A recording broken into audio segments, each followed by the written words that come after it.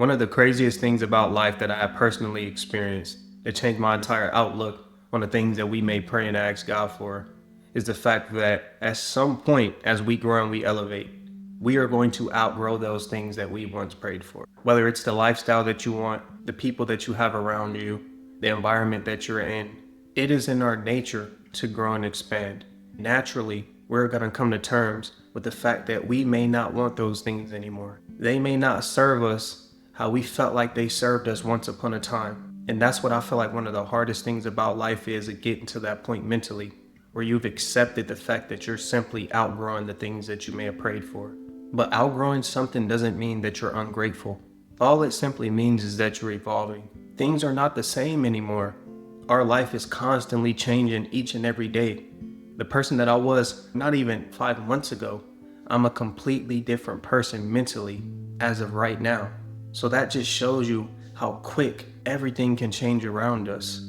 So it'll be very strange for us to pray and ask God for something and also not outgrow the things that we once thought that we needed in our old way of thinking. And life itself isn't about staying in what's familiar.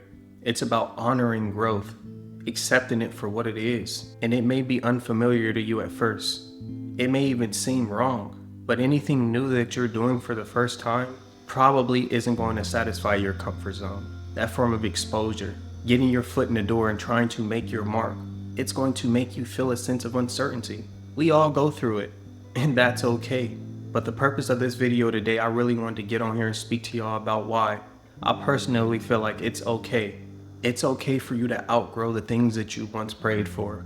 Because one thing that God sees and He knows is your heart. You don't have to be somebody that has it all figured out. We're constantly changing, and with that being said, He knows that. You have to take into account that what served the old version of you may not serve the new version. You may not be entertained by the simple things that you used to be entertained by previously.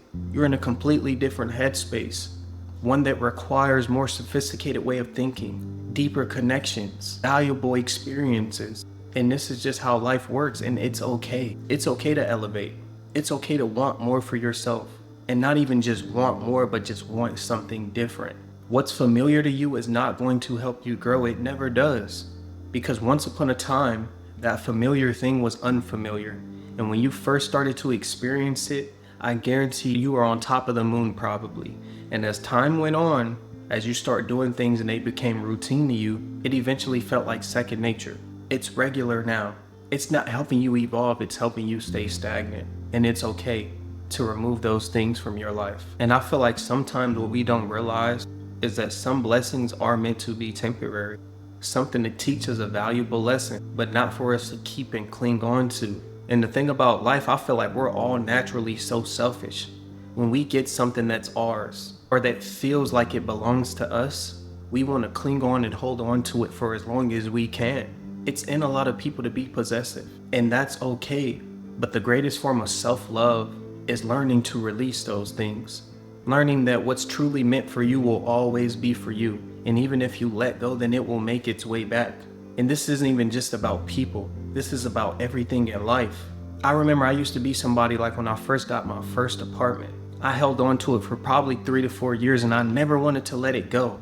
But then I started to do the deep work and I started to think like, if this is truly where I'm supposed to be, why would I be having these urges to simply start fresh or to get out of where I'm at right now?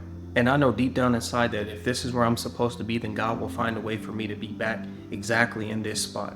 So I let it go. And I haven't been back since. But it's little things like that that you have to figure out and learn about yourself. This doesn't even always have to do with love. It can be in your environment. It can be with friends.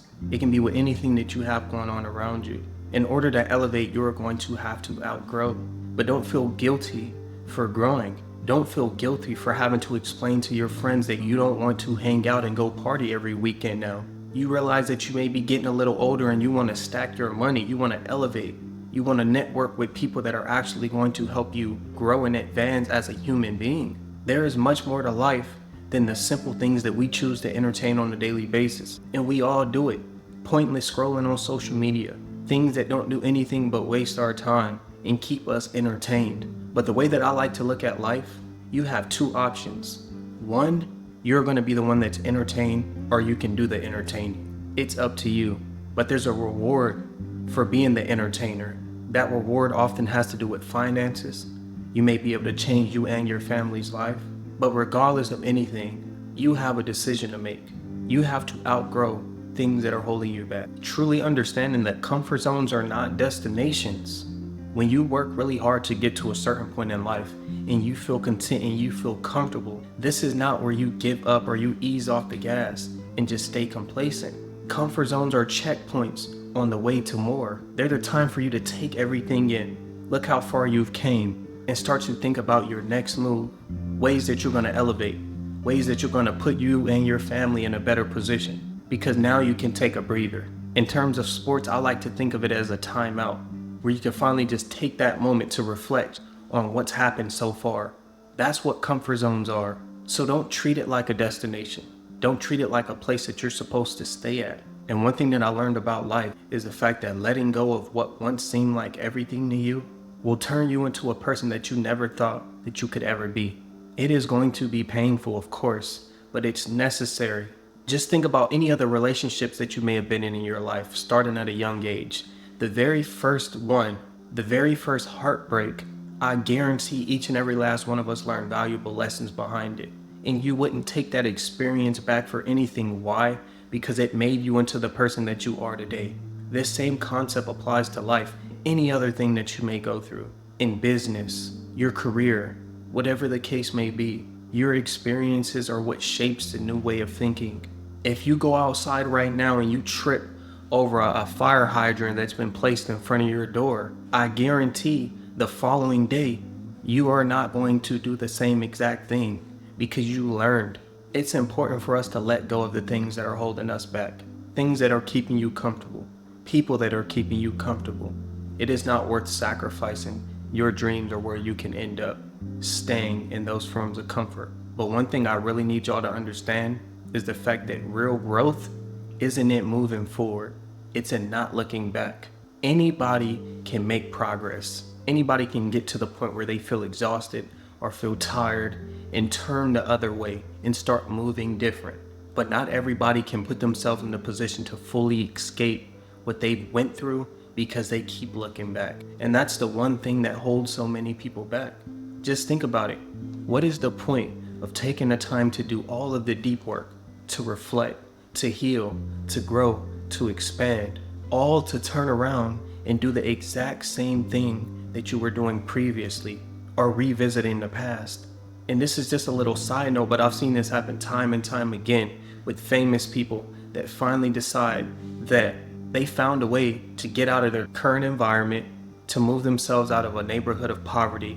They may have gotten rich some way, somehow, and then a lot of them lose their lives because they go back and revisit the past.